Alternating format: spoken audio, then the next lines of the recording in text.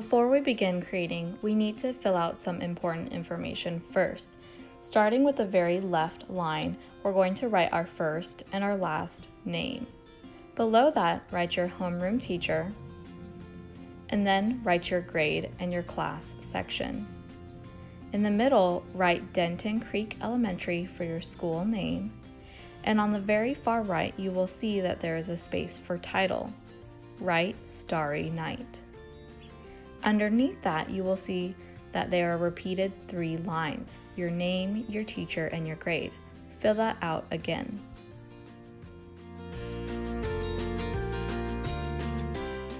Here is a finished example of my information all filled out. Next, let's decide which way we're going to create our artwork. You have 2 choices. You may turn your artwork landscape, wide like a hot dog, or tall like a building.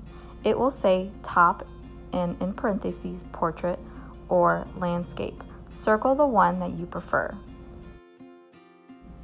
Let's begin to research some photos. Open up Safari and type in kidrex.org. You will have about 7 minutes to research some photos to find to use in your artwork. Type in your chosen city. For example, I'm doing Dallas, so I typed in Dallas skyline. Click on the link to find some photos that you would like.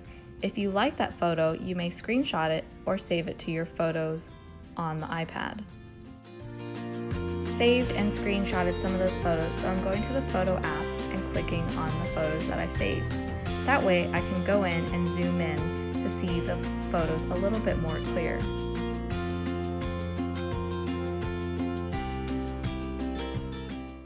Have your image right next to you and then begin to draw just the outline of your buildings.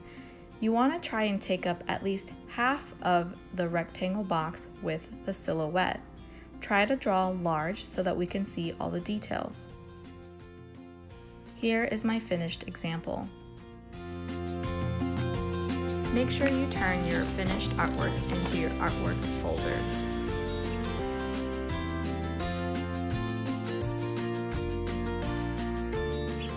Today we're going to begin painting. Take your artwork out of your artwork folder first. Let's now go over our painting supplies. You will have your paint tray. We're mainly going to be using our blue paint. We will also have another paint tray with black paint. You will also have your paintbrush and your painting basket, which has our water basket or water cup filled up halfway. If you're an art expert today, your job is to refill it with clean water and a towel to dry off your wet brush. Now remember, our paint's already wet, so they do not like water.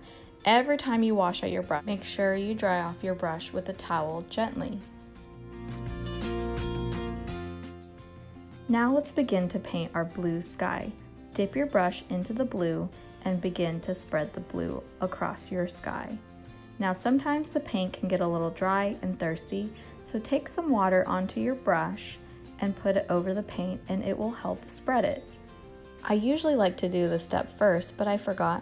I'm taking the blue paint and I'm outlining around my city skyline so that I don't paint over it.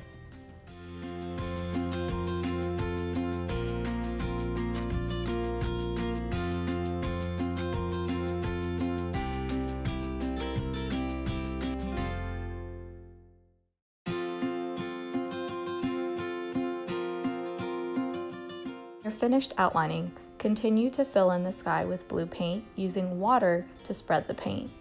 Notice how I'm using lots of craftsmanship when I'm painting. That means I'm being mindful how I'm using my brush and my paint, choosing one direction to paint in. Here is a finished example of my painted sky. Now we're going to paint our skyline using our black paint. Dipping your brush into the black paint, we're going to use that trick where we outline the edges first.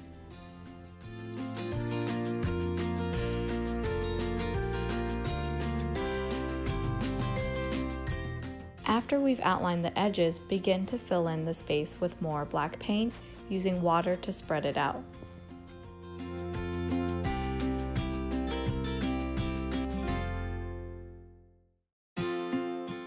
This is my finished painting, and I'm now ready to bring my painting over to the drying rack to let it dry.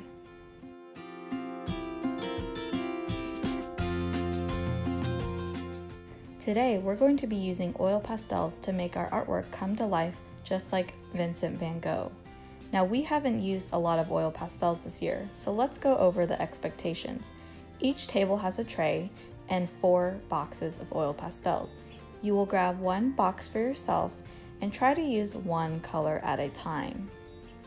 That way, we don't lose any of the colors and we can keep track of them. Now, if the paper starts getting in the way, you may carefully peel a little bit of the paper off. Make sure you throw that paper in the trash can and not on the floor.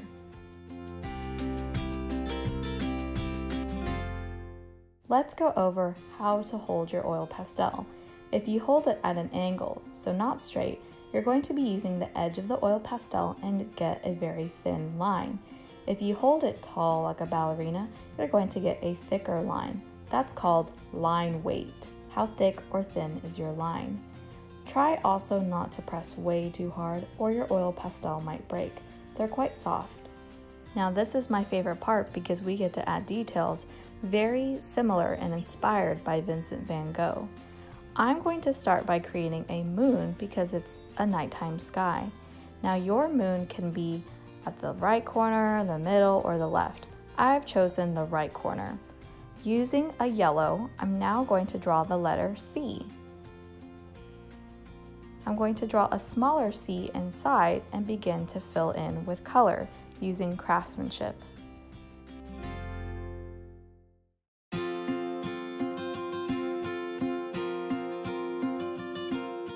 I'm now using that same yellow to draw a few small circles or dots, and those are going to be my stars in the night sky.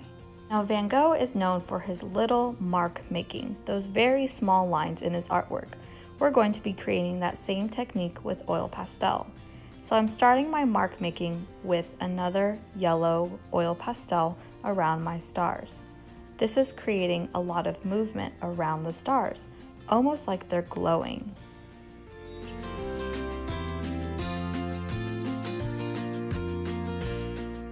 Working from the inside out, I'm now using a different color and repeating the same steps. It's almost like we're creating another layer outside of the stars.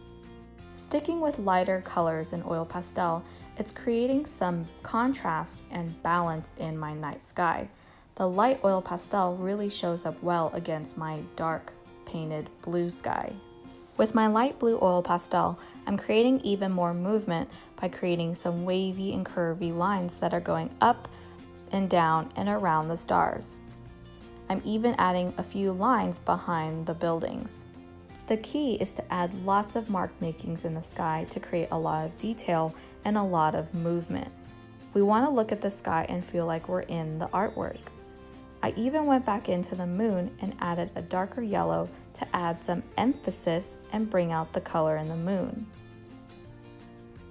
Because this is nighttime, we should be able to see some light from the windows in the buildings.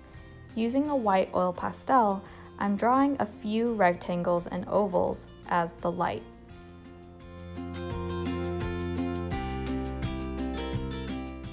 After you have added all your windows in oil pastel, we're going to add a little bit of sparkle using glitter glue. We have lots of different glitter glue colors. After you've chosen your one glitter glue color, dip your brush into the tray and paint the glitter glue right over the white oil pastel. This will give an effect that the windows are glowing and sparkling.